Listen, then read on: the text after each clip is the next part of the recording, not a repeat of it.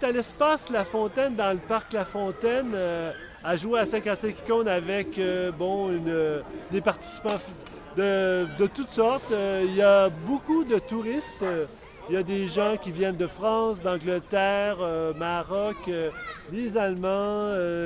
Il y a des gens qui viennent pour en vacances, puis il y en a d'autres aussi, des fois, qui sont carrément pour venir s'implanter, s'installer ici à Montréal. Quand on joue à 55 icônes d'une façon publique, on s'aperçoit parfois qu'il faut vraiment pratiquer son monde imaginaire parce qu'effectivement, à l'intérieur de soit de nos activités régulières, on ne pratique pas très, très souvent ce genre d'exercice de storytelling. C'est très intéressant de voir l'ensemble des gens qui veulent participer à 55 icônes et qui ont un imaginaire des fois totalement différent.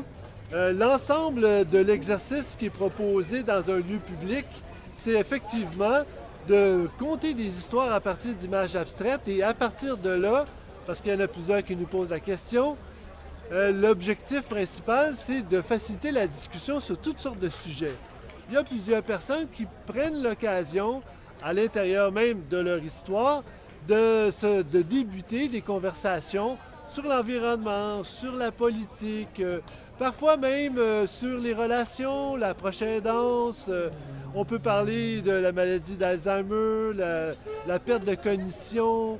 On peut parler aussi de harcèlement, de choc post-traumatique.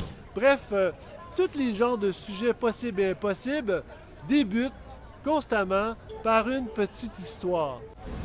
Ça, c'est les bulles que j'ai dans mon cerveau. Ah, OK. Ouais.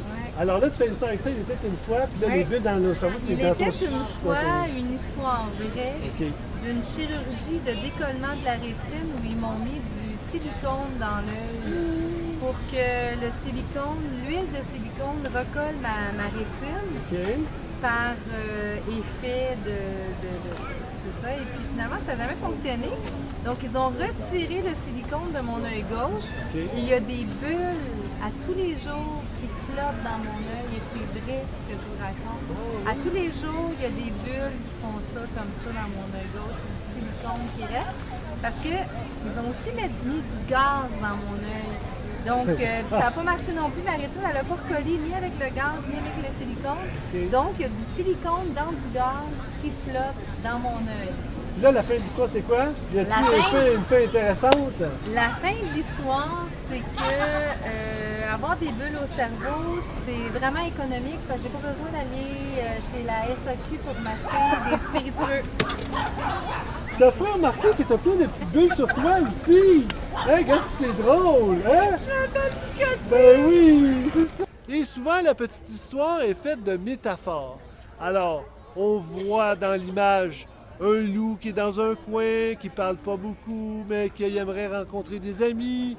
On peut voir des monstres pour certains enfants, des monstres qui les mangent, des monstres qui s'en vont dans leur chambre. On peut voir aussi à l'intérieur des images des planètes, des animaux, beaucoup d'animaux chez les enfants qui représentent finalement dans leur psyché un sens particulier. Alors, des grenouilles, des dauphins, oui, des alligators, mais en même temps aussi des dragons, des tortues. Et il disait ha ha ha ha ha ha ha, je ne sais pas pourquoi t'es pas comme toutes les autres. Ha ha ha ha ha ha ha ha ha ha. Après, il a dit je vais te donner une tâche. Après, toutes les vaches étaient comme ça. Et le seul qui n'avait pas du orange, c'était la vache qui avait avant du orange. Après, il riait. Il mettait de la boue. Fin. C'est lui là-bas, là, oui. Et comment on l'appelle, lui, là-bas? Oui, c'est vrai, un comment on l'appelle? Canard. Un canard, OK. OK, puis là, bon, il y a toujours quelque chose qui se passe. Et tout à coup... Et après, qu'est-ce qui se passe avec le canard? Ouais. Il est allé sur l'eau et qu'est-ce qu'il est allé faire sur l'eau? Il est allé pêcher.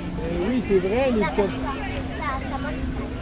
Ça mange des quoi? Ça mange des algues. Oui, des algues, de l'herbe, des racines, des fleurs, des fois. Même Des Poissons. Des non, poissons. peut-être, c'est pas grave. Des tout petits alors. Des tout petits, ouais, c'est ça. Petits poissons. OK. Il y a 4 triangles. Ok, il y a 4 triangles. Une pieuvre, non. Non. C'est quoi?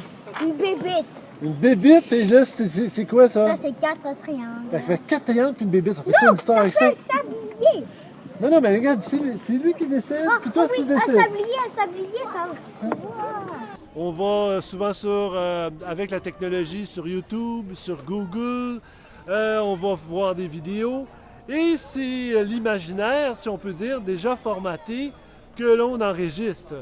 Mais quand on essaie de stimuler son imaginaire, même pendant 1 minute, 2 minutes, 3 minutes, que ce soit avec ses amis ou que ce soit seul, on s'aperçoit que c'est un peu plus difficile. Il faut faire un effort parce qu'on est tellement habitué quand on va enregistrer ou on va regarder des images préformatées, par exemple, que ce soit des vidéos, des animations, que quand on fait l'effort, eh bien, on s'aperçoit que, oh là là, mettre ensemble des éléments rapidement, pendant 1 minute, 2 minutes, il faut se concentrer et, somme toute, il faut avoir des idées claires sur ce qu'on interprète de l'image qu'on a choisie. Et cette goutte-là servira à réhydrater notre planète. Parce que là, on manque d'eau, parce que là, on est en sécheresse. Alors, cette goutte fera en sorte que nous reviendrons dans les milliers d'années. C'est grâce à cette goutte que la Terre reviendra à elle. Et nous reviendrons comme aujourd'hui. C'est la goutte maîtresse. La goutte maîtresse, l'ultime goutte bleue comme le ciel qui viendra hydrater toute cette belle planète. Wow, ça c'est bon ça!